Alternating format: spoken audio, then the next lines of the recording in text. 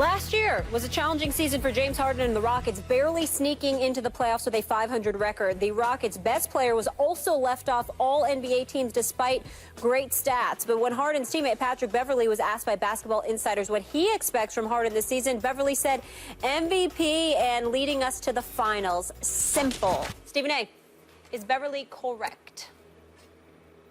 Correct. They're not going to the finals, but let me say a couple of things. Patrick Beverley is one of my favorite players in the NBA. He is a pit bull, got the heart of a lion. He could play on my team any day of the week. He is hardcore. He gets after it. He defends. He's not an offensive player. He'll hit the occasional jump shot, make the occasional basket, but he's on there usually for defense and energy. He's as feisty as they come, and I'm sure he means what he says because he never looks at himself at being at a disadvantage. Because, Max, I'm here to tell you, I know the kid personally. He is one of the true rough riders in the game. He doesn't have Russell Westbrook talent, but he has Russell Westbrook heart. Patrick Beverley is built like that. Let me get that out the way. Having said all of that, he's still wrong as hell. And here's why he's wrong. Because Mike D'Antoni's their coach. It's really that simple. Mike D'Antoni is a good man.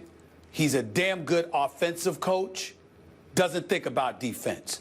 I know people who've called him, my former partner called him Mike D'Antoni. Take the D out of the D'Antoni because there is no D in D'Antoni because his teams don't play any defense. You can't win if you ain't playing any defense. Now, some would sit there and say the exception would have been the Phoenix Suns because when Steve Nash, Amari Stoudemire, and all of those boys were there, had Robert Horry not hip-checked Steve Nash into the scorer's table, and then the benches sort of emptied, and guys got suspended. Phoenix would have won that series, went to the finals, blah, blah, blah. Well, damn it, it didn't happen. And in the end, when we look at this Houston Rockets team, I just think they're ill-equipped to compete for a championship. They're not relevant in a championship picture. When you look at Golden State, when you look at San Antonio, when you look at the Clippers, they're clearly the three teams to beat, and then there's everybody else. And if you're going to look at somebody on the outside looking in, I'm going to look at Oklahoma City because even though Kevin Durant is gone, Russell Westbrook, Steven Adams, Enes Kanter, and those boys are still there. Houston has James Harden, who is a superstar offensive player, fresh off of averaging 29, 7.5, and 6. This brother is legit. He's big time. He's an offensive juggernaut, no doubt about it.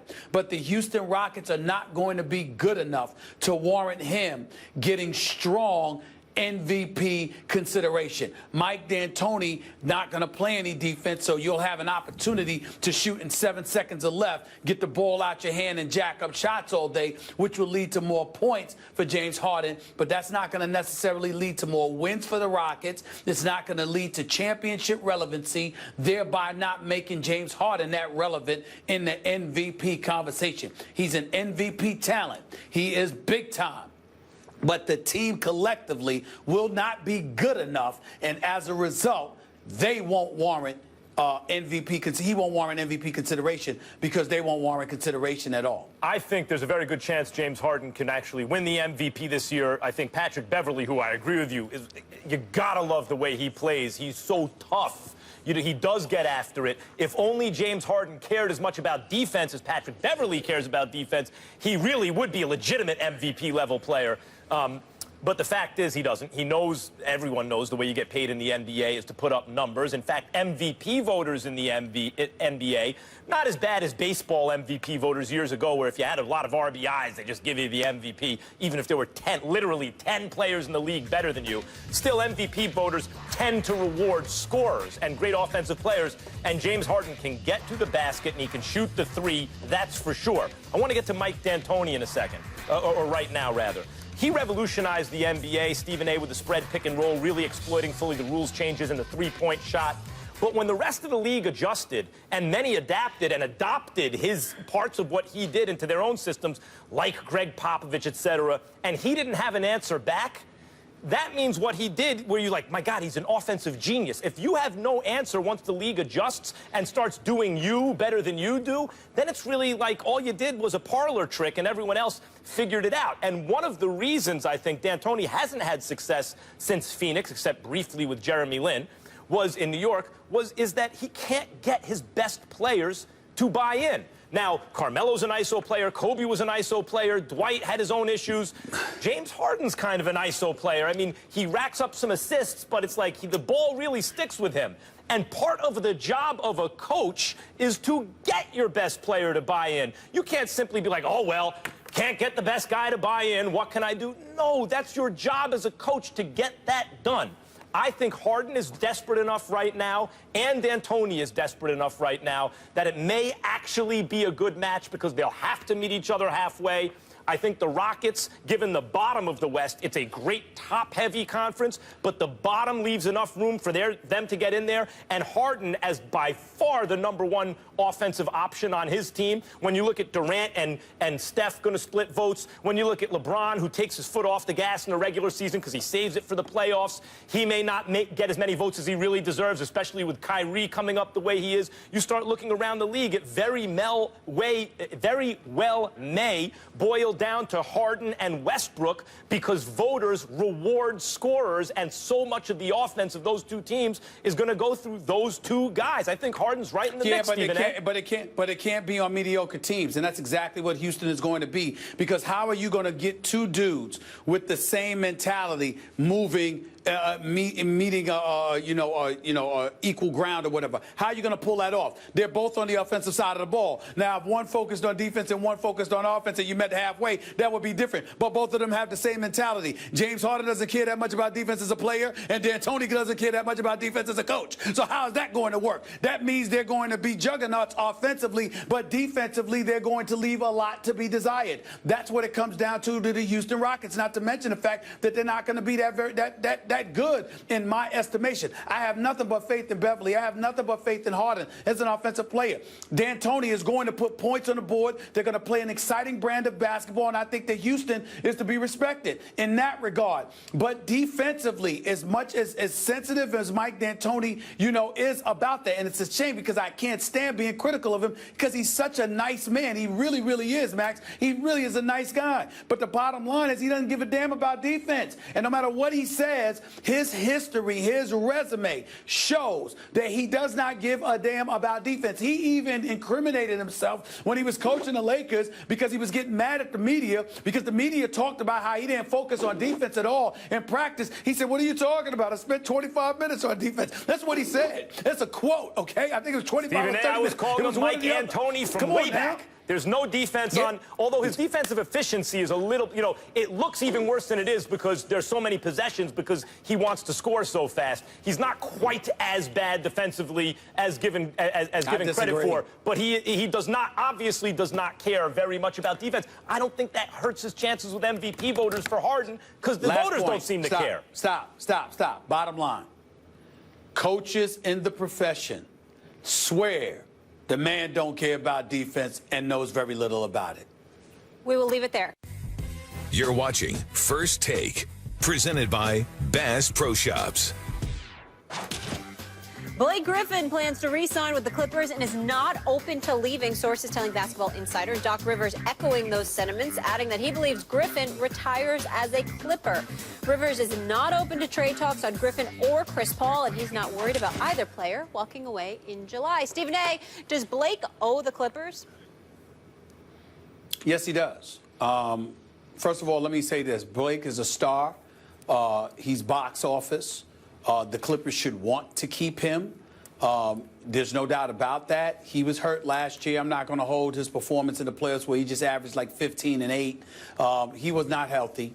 He battled through. He missed 47 games last year, had a bevy of injuries. We understand that. The year before when he was playing and they got to Game 7 when they blew that Game 6 at the Staples Center in Los Angeles, and they were destined to face the Golden State Warriors in the conference finals, and they collapsed against the Houston Rockets. Blake Griffin averaged like 25, I think it was a 25, 12, and 6 that series. Blake Griffin's big time. There's no doubt about that. But the reason why I would say he owes the Clippers is because he's big time. But they have yet to play in the conference finals. Chris Paul is there. Chris Paul, and I keep saying this, and there's a distinction, and people disagree with it, feel free. Doesn't matter. Chris Paul is a 6-foot point guard. He's an orchestrator. He's a floor general. But when you are the Melos, the LeBrons, the Blake Griffins of the world and people like that, whose size and athleticism are so imposing that you can make that kind of a difference.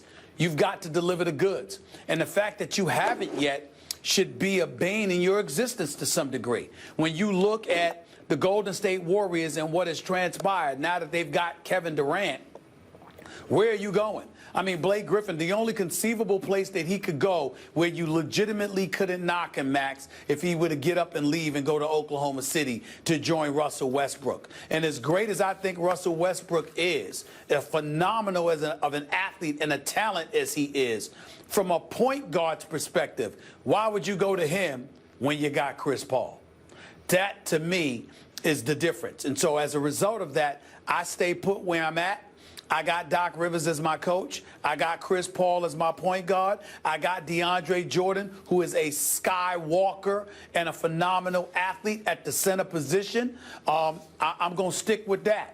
And I'm going to roll the dice. And I think the Clippers may very well end up having the best chance to knock off the Golden State Warriors than anybody in the Western Conference. And that includes San Antonio. But that only exists if you keep Blake Griffin in tow. And if I'm the Clippers, you sign him to a long-term extension, you don't lose him. But if I'm Blake Griffin, I don't think about leaving. The Clippers have unfinished business, and it's got his name written all over it, just like CP3's. So the Clippers do have a chance to beat Golden State, because the other day we were arguing about that. I said Clippers fans are going to believe that they have a chance to beat Golden State. You said no. They have a chance. Oh, okay. They have a chance. I don't believe they will. I'll tape on that. They have a from the other chance. day. Look, you know that? I agree with you that it made sense for him to re-sign. Because where else is he going to go? Boston, maybe you would say they need a superstar, maybe, but you ain't leaving L.A. with comparable talent to go to Boston. It's a better lifestyle. Okay, I get that. But the idea that he owes this franchise anything to me is ridiculous. First of all, an NBA player has no choice where they get drafted.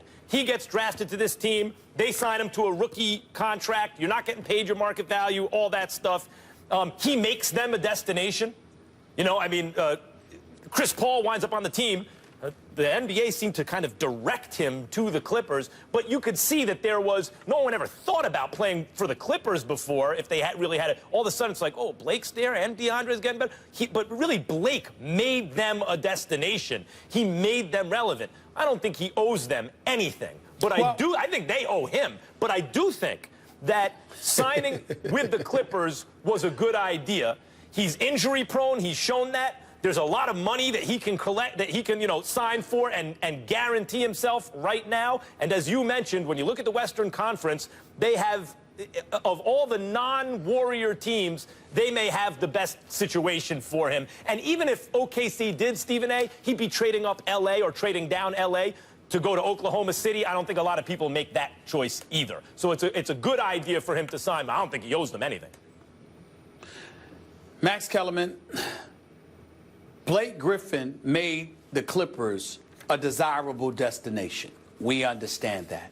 So what do? They get CP3. They get Doc Rivers. You have the talent around you, and you don't finish the deal. Primarily due to injury, in all fairness to him.